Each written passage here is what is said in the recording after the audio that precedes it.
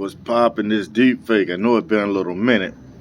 Oh man, been going through some things, man. Some TSA plots and Spirit Airlines, guns and stuff missing with my luggage, other weapons, DNA, toothbrushes, all this stuff. You know what I'm saying? It's just crazy, man. The links that they will go in this gang stalking to try to set your boy up, man. For real. Like, bro, they were switching out phone jacks and everything. You know what I'm saying? If you didn't know, they can switch out phone jacks, and these phone jacks can download viruses and pull information. Yes, yes.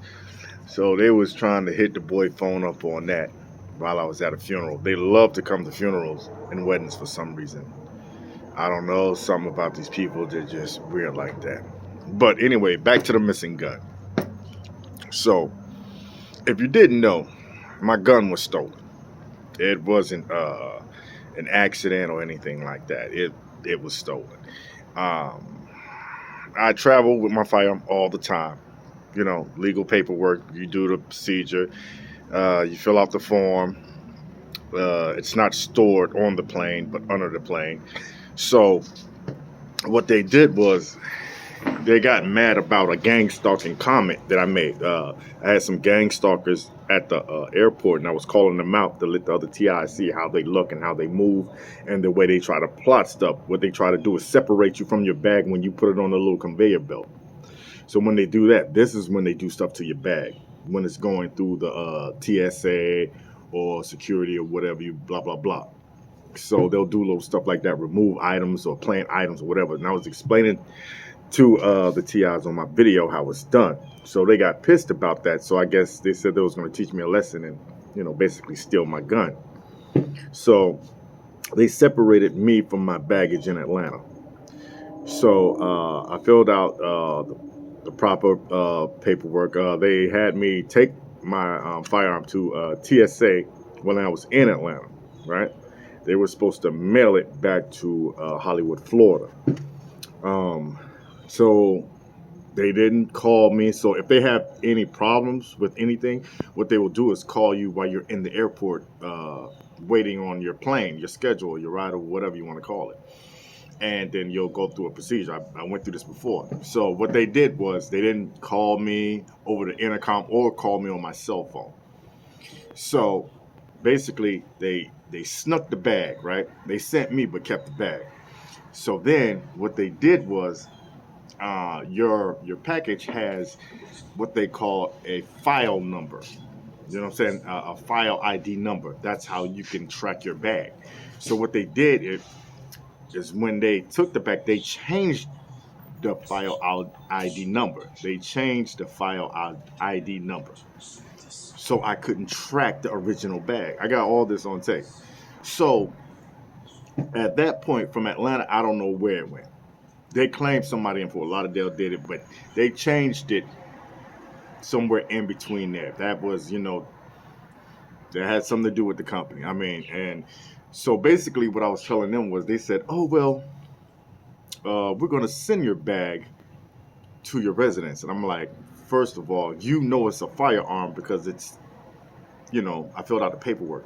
I live with felons. I'm not putting their business out there trying to talk down, but, they're convicted felons. So I said, you can't send my firearm. This is all on videotape. So I said, I'll be there to pick up my bag once you call me. So they don't call me. They sent a delay email, right? Saying that, okay, they sent the bag at 9. I think the email actually came like around 12 o'clock. Yeah. So they said it was already out. Now, mind you, the file ID number has been changed. So I can't track it. So somebody at the company has to try to figure out what's going on, which they said they weren't supposed to do that. And I'm like, I know this. It's like nothing they're doing is right. They don't send the bag with me. You know what I'm saying? Then they change the ID number. Then they tell me they're going to mail my firearm. Nobody does that. When you have a high security item like that, you pick it up at the airport. You have the option. And then they send me this fake email backdated or whatever, saying if I prefer, they can drop the item off without a signature. If I prefer, why would I prefer you dropping off a weapon to felons with no signature? It makes no sense. They're trying to cover their ass. You know what I'm saying?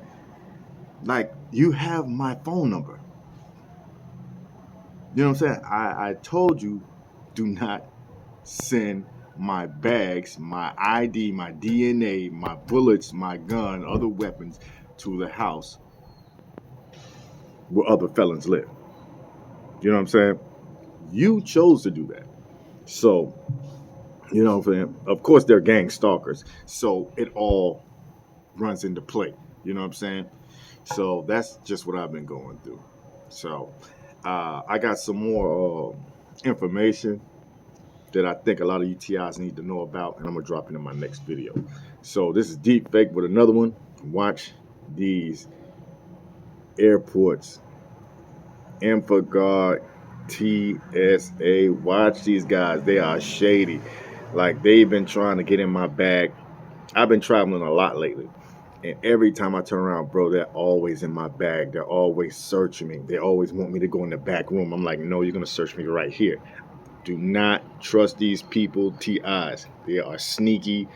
They all work together, and they're gang stalkers. They are dirty terrorist criminals. Do not trust these people. They lie with law enforcement. They are dirty terrorist criminals. Do not trust them, TIs. I can't speak for anybody else, but as a TI, do not trust these people. Roger that. Yo, affirmative.